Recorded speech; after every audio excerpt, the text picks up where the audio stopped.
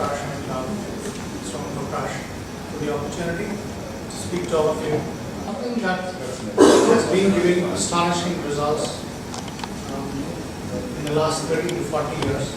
It originated out of some research done at UCLA by Dr. Stern, just giving you a heads up on it. Everything has an Indian connection with respect to this. The messenger group actually measured Swami Rama in the 60s, and for the first time found out that it is possible to change internal mental states and sustain. Previously, all of us went through different mental states, but it was almost automatic without really gaining control over them. And after the 60s, there was proof by the messenger group that it is possible to regulate oneself or self-regulate the brain to self-regulate. And after which came the work of Barry Stemmer and Joe Kamiya. Joe Kamiya is this, Barry is this. Barry happens to be my teacher with respect to neurofeedback at UCLA. He's emeritus at the Giffen School of Medicine. And I stayed with him for quite some time and learned this under his wings directly. But the current advances have come from Dr. Thatcher, whose application of mathematics along with neuroscience he's been with NIH in the governing body. He's with Dr. Obama in the health. In fact, he was the person who was supposed to come here, but nominated me because he had a pre-conference workshop. So, going into what neurofeedback is and neuroplasticity is, I don't have to tell you what neuroplasticity is. Most of us here are well aware that the ability of the brain to change itself in order to meet internal and external conditions is what is called as neuroplasticity. How is it that neurofeedback enables it? What is neurofeedback? It's the ability of the brain to gain control over some functions which are involuntary or attached to the autonomic nervous system. As you gain control over both parasympathetic and the sympathetic, your ability to heal yourself, or the brain's ability to heal itself, goes to another pitch altogether. Now, there are three components whenever we are doing neurofeedback, or we start off with doing what we call a QEEG. This is I wouldn't call it a diagnostic procedure, but a probabilistic procedure which helps you understand where the dysregulation is in the brain.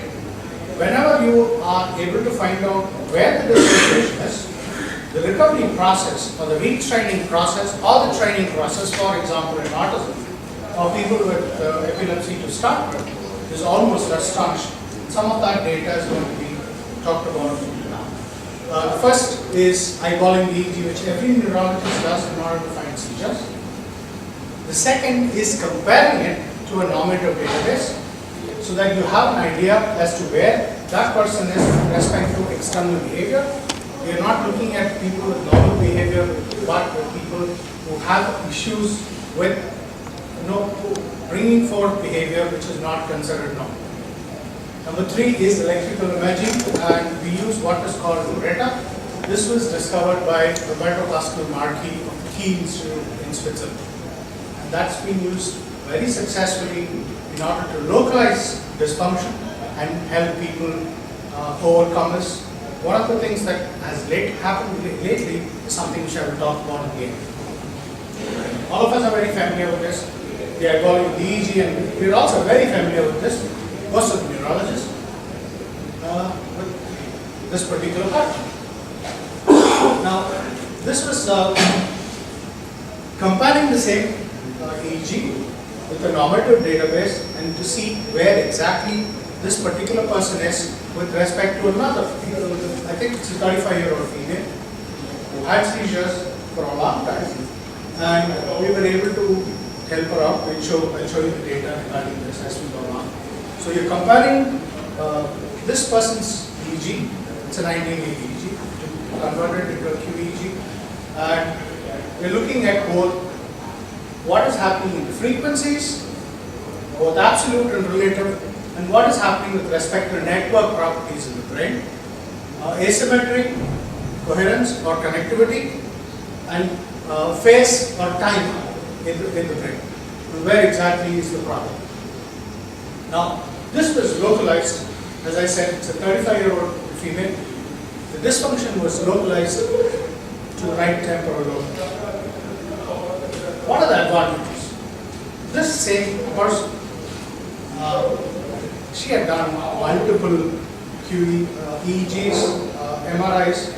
There was nothing had showed up, but the video EEG did suggest that there might be a right temporal dysfunction.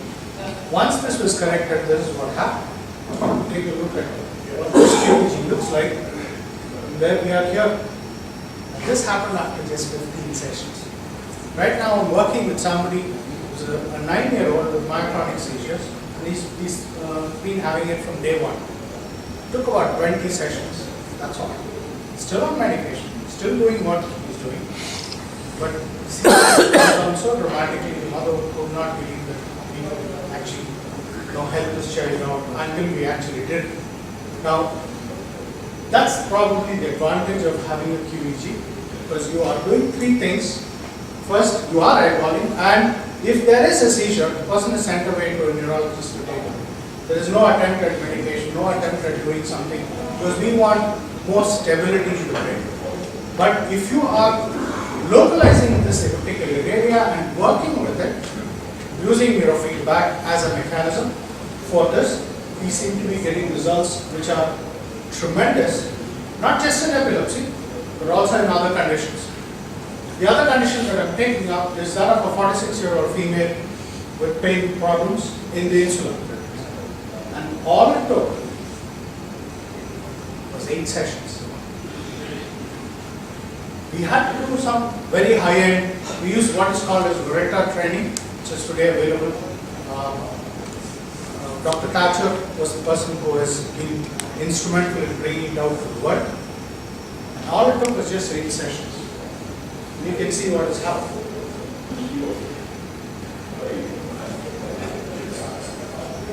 The networks have increased, network properties have increased, frontal dysfunction has come down, a lot of changes and good changes in behavior.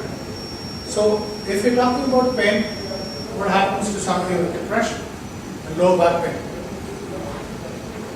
This is what happened with somebody after 15 sessions. So if you're using QEEG, as I said, eyeballing the EEG, finding out what the problems are, yes. The eyeballing part doesn't go away, just as Dr. Fedor Jagla just mentioned, you have to know what you're looking at. I mean, you can't take artifact as real data. So I happen to learn the ABCDs of EEG under the master, Dr. Barry Sturman, as I said, for 3 years. I've probably done about 30,000 EEGs. And all I have to do is tell I'm Barry Sturman's student. And believe it or not, I work with more than 20 MDs in the US.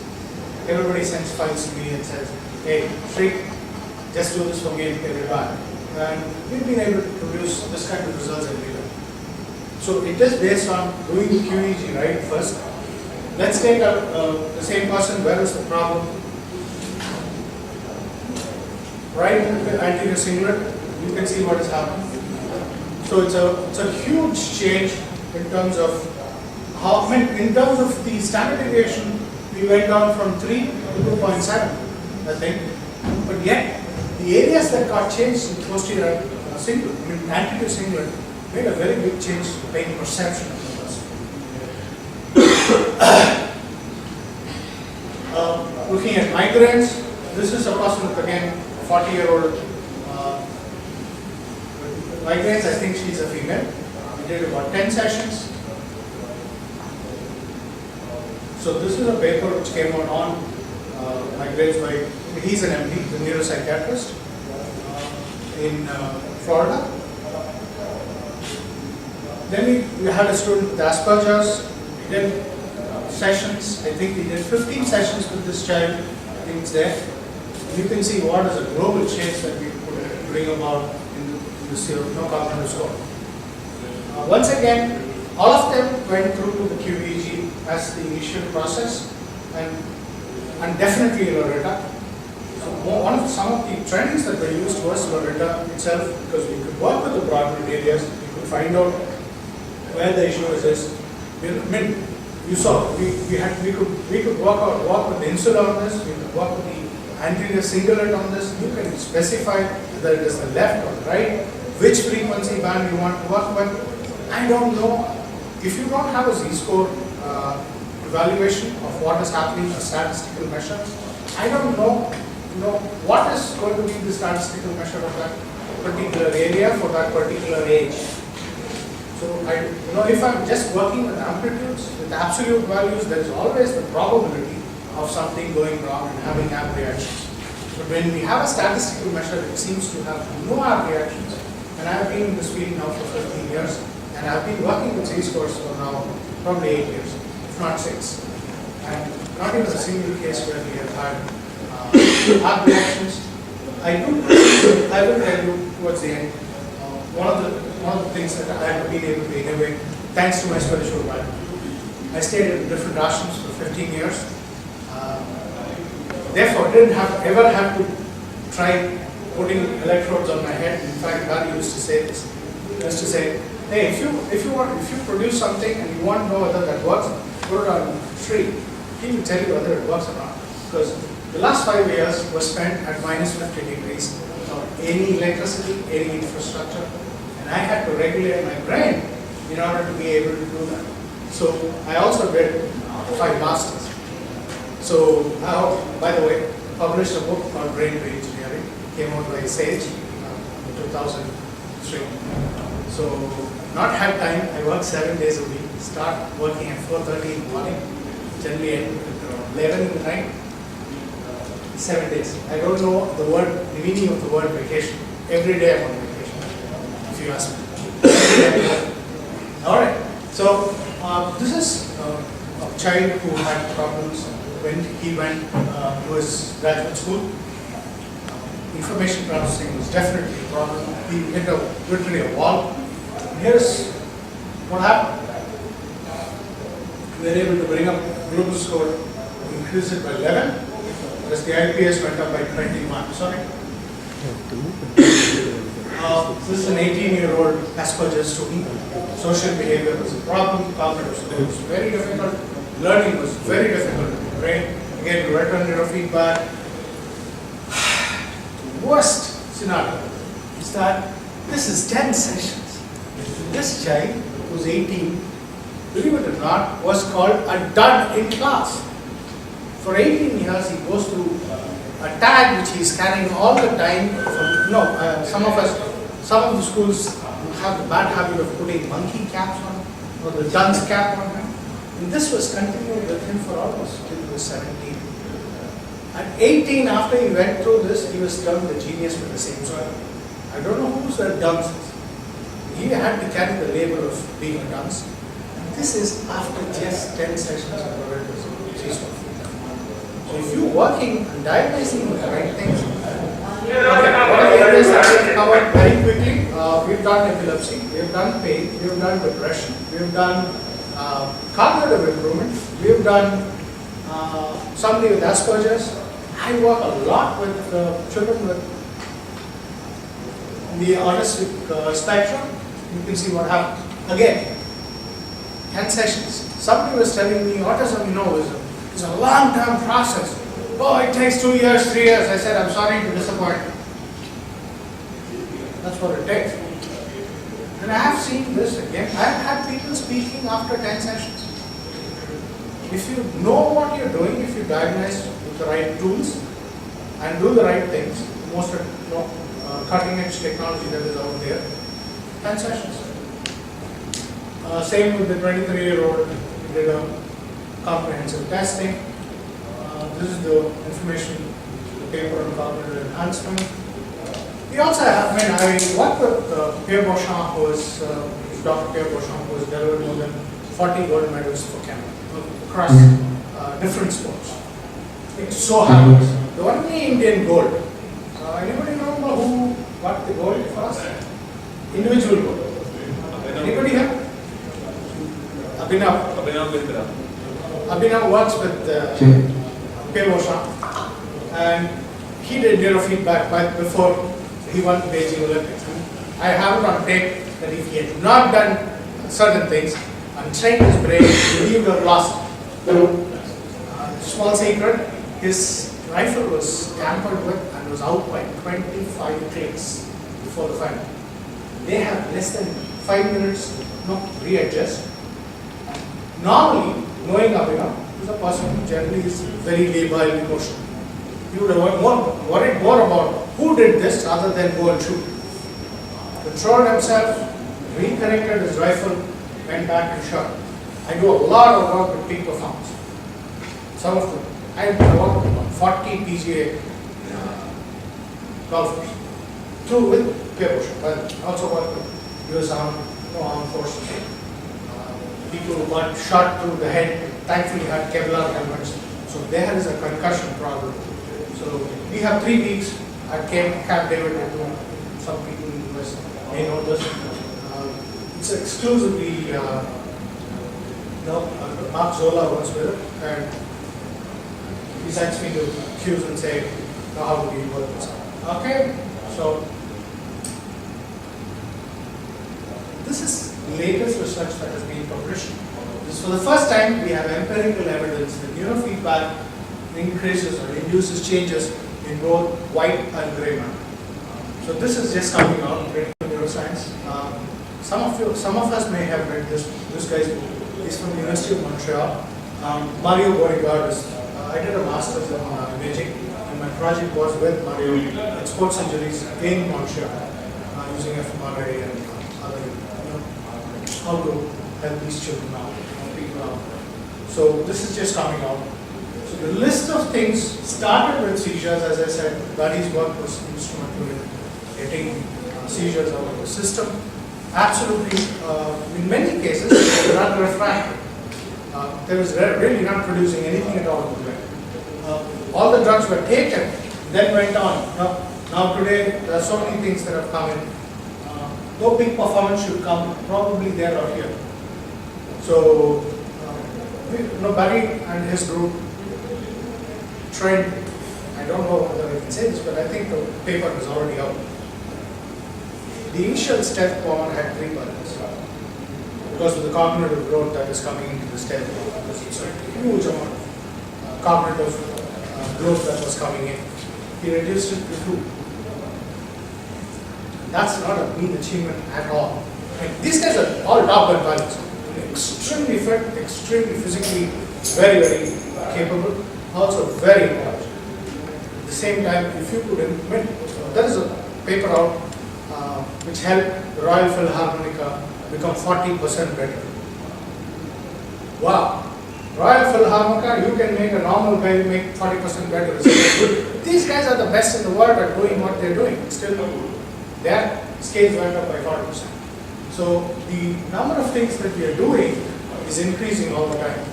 But the most important thing is you finding out where the dysregulation is. That's what we do. There's something called a symptom checklist. Find out what the indications are, what the QEEG is saying, how you can match the QEEG to the symptom checklist and work with specific networks. Unless and until I have the resting state networks, I don't have to talk to anybody here about. All of you know about the resting state networks. If I'm not working with these 6 massive networks, the chances are I'm not, just fooling around.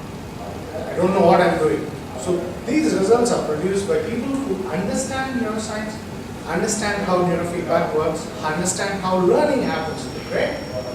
Therefore, you are able to enable people or get back people into a completely different direction. Right? This is what we do. Chennai, and when we have branches now in Hyderabad, we're just going to start something good there. People who are interested, we like work with them, teach them, it's a global group. A lot of people are involved, as I already showed you. As I said, Dr. Ravi Prakash had invited Bob Thatcher to come in.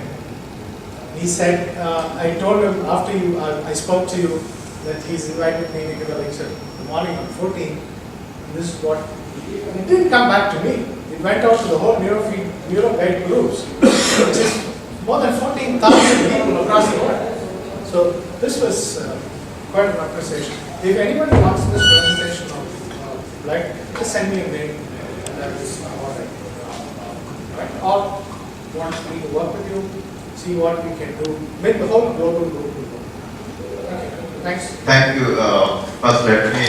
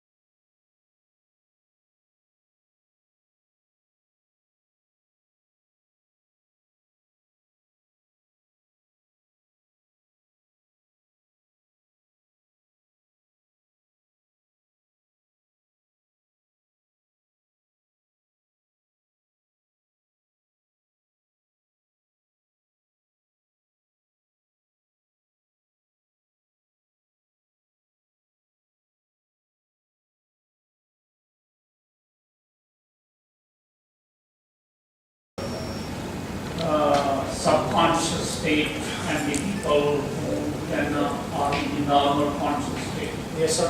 It so happens that Barry rapidly, because as I said, going into the samadhi state is what I do every day. I get up at 2:30 in the morning, every day, 7 days a week. Do my meditation, 45 and 4:30 every day. So this was done on me because I was available in a day. Mark changes were found in how arousal system works and how it can be regulated. So we are proceeding on some things where how, see the basic thing is, I think all of us know, is like a graduating process here. So it's a step down thing that you do in meditation until you go to the brain stem, work, consciously remain there for X amount of time before, in order to refresh everything, in order to get out of past trauma, past incidents, and come back again where your memories are restored and you're working with the present rather than working on the past. Yes, I will send you the data which we have. No, but yes, not too much, just in 5 seconds. Are there significant differences? Yes. That took 1 second. Because I would like to talk to you afterwards,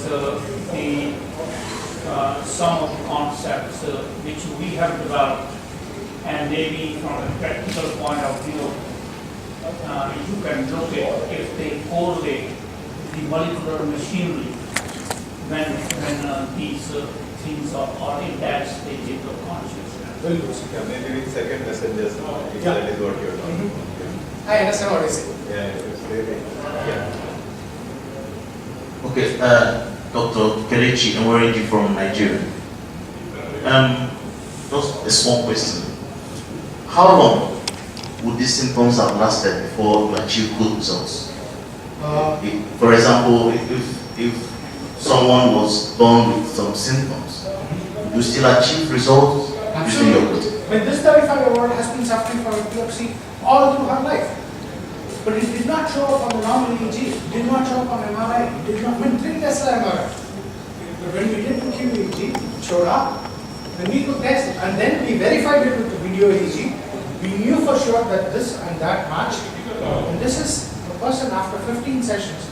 35 years of epilepsy, 15 sessions is all it took for her to normalize, and she is sustained.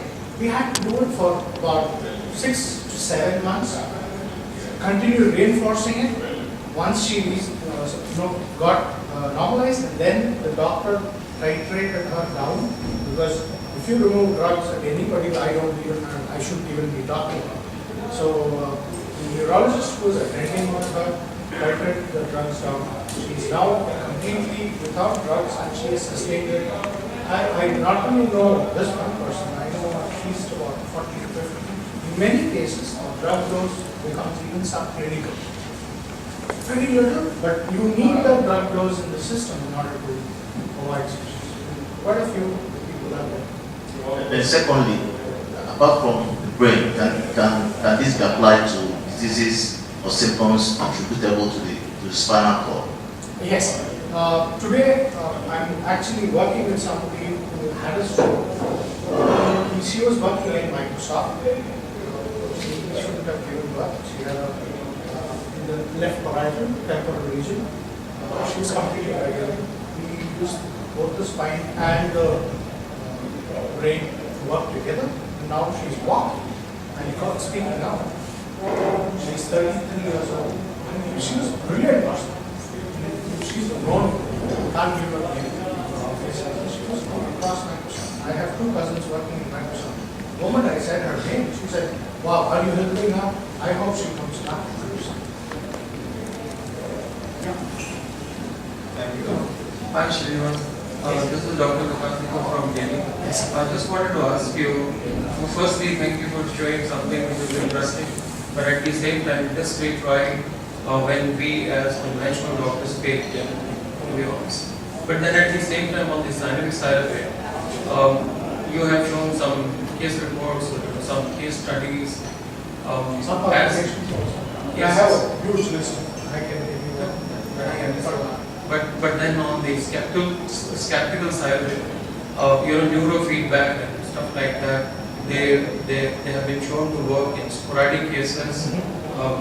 As a man of science, I will ask you a question rather than as a medical, that would there be any studies available, some which show in a controlled fashion that this modality works in a particular setting, if there are any available? I will try and get more papers to you. I will take your email ID and send them more.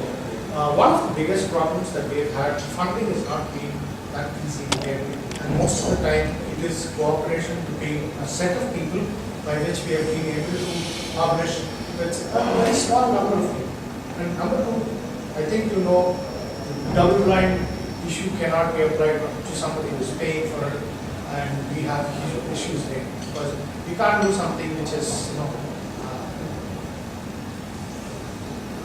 what can we call it, a sham study. I think you understand that because somebody is going to sham. The cost of the equipment, the cost of the software, the cost of things as it is today is so high that unless you are a multi-billionaire who is willing to fund this, you have not still found anything. I wish you could point me that. Yes, maybe if I can. I'll say that.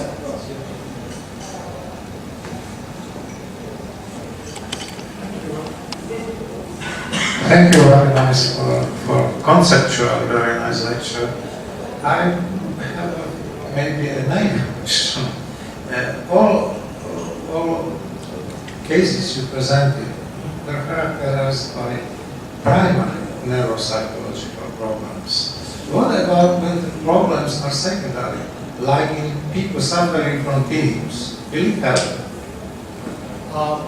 We've not really, I've not at least come across, taken that up. We've been working more with the primary because I believe in one very simple thing. The main issue is the weakest link in the chain. If you correct the weakest link in the chain, the rest of the aspects, because the brain, neuroplasticity in the brain appears to correct itself. So you're correcting the primary and a whole lot of other things which you did not even attempt seems to get corrected. For example, I've been working with autism, and one of the things that I hear from parents, when I've got people speaking within 8 to 10 sessions, the most important thing is you're working with something in the parietal lobe, and what happens? Area 7 gets corrected, and handwriting becomes better. And the mother comes back and says, you know what? Yesterday his teacher said he's able to write perfectly on that 4-line. We must remember those things on when we were in nursery where we had to write, the G has to come down and touch, the H has to go up and touch. And I never worked on it. We worked on something which is very primary. Most of the time working with the weakest link in the chain and not concentrating. Again, as I told you, we have to go with the network that is really down. Because most of the time, if you work with outliers, the chances are you never get results. So with the network that is really down and not contributing to the whole thing functioning is what we have. I have focused on. That's the way I have gone about it. Maybe this is something which I will think about. Thank you. Thanks, sir. So can I? Yeah, please. I'm sorry. Okay. He's been putting up his hand now quite some time. I'm Rajesh Kumar. I'm basically working in the neuropsychology field, and I used to do work in the county remediation work. I have some basic questions which you will talk about your neurofeedback, and you showed a lot of variety of vast variety of the disease. You showed this effectiveness. The one question Dr. Vikas already asked, right? This all the case studies, and we don't have any evidence. There is no control group, and there is no randomized control group study. The one you showed the white matter change also is on the healthy group. It's not any disease group or patient chemical group. My question is that you told us this work on the network. For each disorder, cognitive deficit, they involve so many different networks. Yes. How the neurofeedback works and how is it different from the neurofeedback and biofeedback? What is the difference between these two? And how the networks work? Like you saw, there is a symptom relief in the pain, depression, attention deficit. I can understand there is some self-regulation involved. I can understand there is some benefit. But how actually is enhance the memory? how enhance executive function, which are more complex, involve so many different networks. So how it's work under? That's my basic question. I would like to moderate this question. See, I believe that this question will require a lot more. This specific question, how the things happen, especially when it comes to the difference between the various networks. I would like to have some very shorter answers for this. I'm going to only answer the first question on what is the biofeedback and the difference between biofeedback and neurofeedback. In biofeedback, basically you are addressing the autonomic nervous system. In neurofeedback, which is your limbic system, area 32 in the brain, where you have the anterior cingulate and you have access to the autonomic nervous system directly from the brain. Biofeedback can happen, say for example, you're using skin conductance, galvanic skin resistance. You can regulate your sympathetic arousal using proper breathing methods, etc. in order to get that done. In neurofeedback, you're directly going to the brain. If you know, if the child, remember I said something about, we discovered, thanks to my background coming from wherever I am, we found out that if you regulate the brain and get hold of the autonomic nervous system through the brain, it is a faster process to heal the person. But you might have to use ultra low frequencies between 0 and 1. That is known to produce awaken the parasympathetic rather than the sympathetic. All cortical arousal, all of us know here, are sympathetic arousal. So you are having a situation where you're working with the sympathetic or the parasympathetic depending upon where the person is on a day-to-day basis. QEG I do every session post-brain because the brain changes so fast with the Brodmann method that if you don't take measurements, the chances are you're working on the wrong areas. You can actually produce aberrations. Thank you. Yeah, as he said, if I start answering that question, it's going to take a whole day. Please don't misunderstand my moderation. Actually, we will have a more elaborate discussion later. But what I want is that ideational level of things from all of as many people as possible. They can have a more vigorous or more elaborate discussion. Any other questions? I have 15-second question. It won't take you 5 seconds to answer. Because my questions are small. Permission from the United States. I find it basic contradiction in terminology. Okay. You are really not talking neuroplasticity, you are talking neuroplasticity. Okay. So I would suggest that plasticity is not the correct term because brain, you are telling me, and I completely agree with what you are saying. In fact, my heart is here. If the brain is changing according to the adoptive condition, Okay. it's not plastic, it's elastic. No, I use the word neuroplasticity simply because for two things. One, this is sensitive.